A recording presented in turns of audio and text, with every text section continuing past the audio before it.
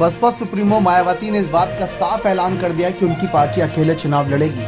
और अभी हाल ही में कुछ और जानकारी उन्होंने साफ कर दी थी कि वह पार्टियां जो बसपा के साथ गठबंधन की अटकलें लगा रही हैं या मीडिया में इंटरव्यू दे रही हैं या फिर उन अटकलों को खारिज भी नहीं कर रही, वह संभल जाए क्योंकि बसपा अकेले ही चुनाव लड़ेगी।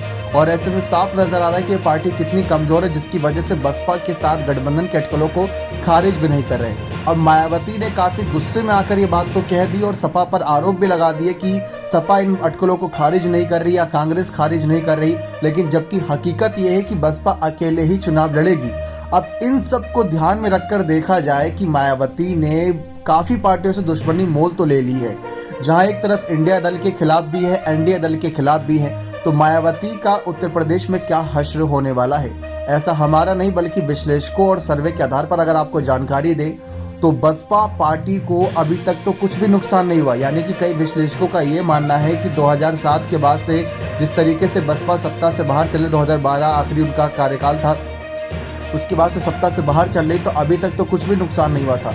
लेकिन अब सबसे बड़ा नुकसान हो सकता है, क्योंकि कांग्रेस ने जो गलतियां की थी उसको नहीं दोहराएगी। कांग्रेस दलित चेहरे के रूप में खड़गे को आय करेगी। अखिलेश यादव और जयंत चौधरी को चंद्रशेखर आजाद का साथ मिल रहा है, तो यहाँ पर बसपा को घेरने का काम भी अब विपक्षी दलों ने करना शुरू कर दिया है।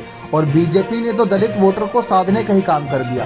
ब्रजेश पाठक जो बसपा के पुराने साथी थे, वो भी कहीं ना कहीं अब दलित वोटर और तमाम ओबीसी वोटर को साधने का काम करेंगे।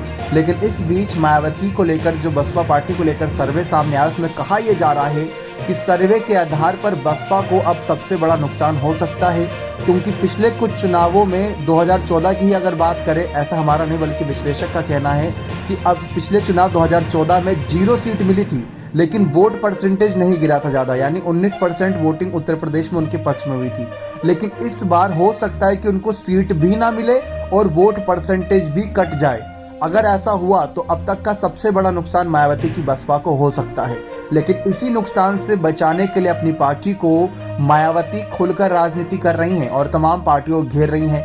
लेकिन ज़्यादातर जमीनी स्तर पर उतरने का ना फैसला उनका कहीं ना कहीं पार्टी पर भारी पड़ सकता है। नगर निकाय में भी प्रचार करने नहीं उतरी और अब लोकसभा चुनाव में कितना प्रचार करेंगी ये देखने योग्य बात रहेगी। पिछले चुनाव में तो एक मंच पर जयंत चौधरी, अखिलेश यादव और मायावती साथ नजर आ रहे थे, लेकिन इस बार क्या होगा ये सबकी नज़रों में देखना दिलचस्प होगा। लेकिन मायावती ने जो फैसला लिया है, कहीं उससे बसपा को ज़्यादा नुकसान न हो जाए, इस बात का डर कहीं ना कहीं सांसदों के मन में भी सता रहा है। वो भी ये बात भली भांति जानती है कि उनके ज़्यादातर सांसद किसी न किसी पार्टी के संपर्क में हैं। दानिश अली कांग्रेस के साथ थोड़े घुले मिले नजर आए थे और साथ ही साथ कुछ और भी नेता हैं जो कहीं ना कहीं सपा के साथ है, भाजपा के साथ है, लेकिन खुले तौर पर वो सामने नहीं आ रहे। लेकिन मायावती के कुछ और फैसलों का इंतजार कर रहे हैं। हो सकता है कि वो पाला बदलने का मन बना लें या मायावती को इंडिया दल में शामिल होने की हिदायत देना शुरू कर दें।